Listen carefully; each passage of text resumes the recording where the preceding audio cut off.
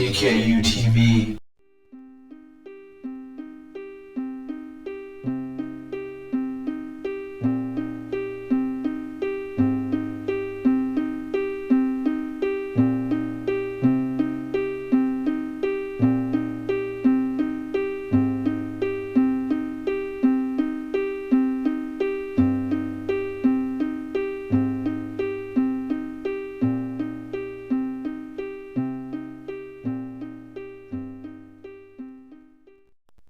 Welcome to the very first Tarantula Editorial. This is Dale of the Night, and you're looking at Venus, my Phonopelma Chalcodes, Desert / Mexican Blonde for those who like the common names. And I thought I would do something a little different here with her. I actually wrote a piece about the molting process, and I thought I would add that in here. And I had already wanted to do an editorial series, so this would be the first one of those. There won't be many of them. But some of the things I would like to say in a lot of my videos, you know, when you're recording vids, you either forget to say them or you don't say them properly. So I thought this one deserved to be written out and put in editorial form. So it's a little bit different. Hope you guys enjoy it. And thanks for watching. Let's get started.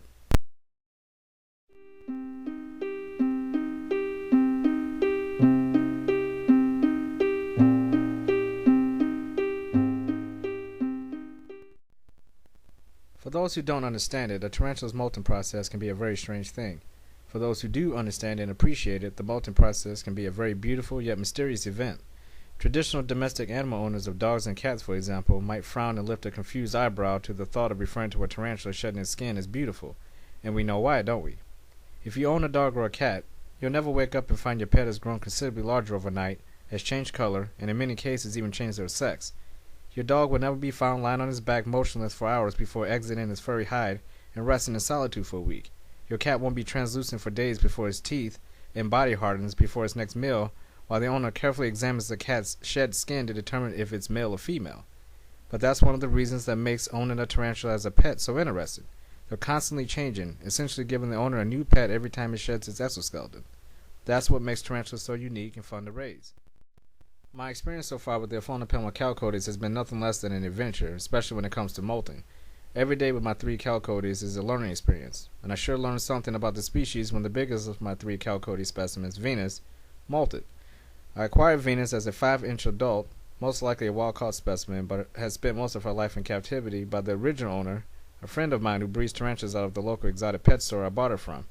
In fact, Venus could very well be the mother of Baby Gray and General, my juvenile Chalcodes, who were bred by the same breeder who sold Venus to me. It's led me to wonder if Venus just might have had her very last moult of her life.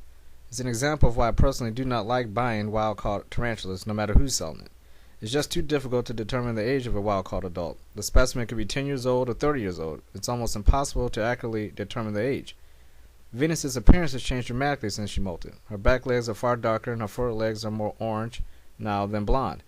But there's no doubt she will regain her blonde and brown coloration as time passes.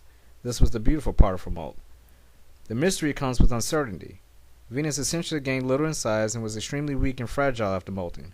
Her loss of strength was even preventing her to lift her abdomen as she walked, causing her to drag her rump around for over a week, and not the type of dragging of rumps on the carpet you see from a dog or a cat. I even contemplated putting her into an ICU because she looked so dehydrated. Venus had me worried that she might actually be dying after her molt. After adding more humidity to her enclosure and feeding her a few crickets, she began doing much better. But Venus is not the same tarantula I had before she molted. She's far less active and her appetite isn't as ferocious as it once was. Perhaps this is just a phase of an old tarantula, which is likely, or perhaps this is evidence of an old age and miscalculation by one who captured her in the first place. Or because of her age, it's taken her a little more time to regain her strength after molting, which is normal for old tarantulas. Males exhibit this after maturing and go on to have 1 or 2 more molts before passing away of age. Luckily for me, I have 2 young juveniles to raise into adulthood, 1 suspect female and 1 a suspect male. I look forward to seeing them grow into adults and see firsthand every molt of their lives. And as for Venus, I do believe I have plenty of time left with her, even though how much time is uncertain. I am simply guessing that she is much older than I realized. Time could reveal that she is actually much younger than I originally thought. Only time would tell. Venus is full of secrets about herself and her past, secrets I will never know. I often wonder how old she really is. Was she roamed when she was living her life in the wild? However, in the end, it doesn't matter. I just know her as my beautiful, sweet, docile Venus. The molting process can be a very strange thing. It can surprise you. It can confuse you. It's a reinvention of the body, and at the same time a birth of a being that has already been born. It's mysterious, but it's beautiful. This is Dale tonight, and this concludes this editorial. Thank you for your time. Have a good one, guys.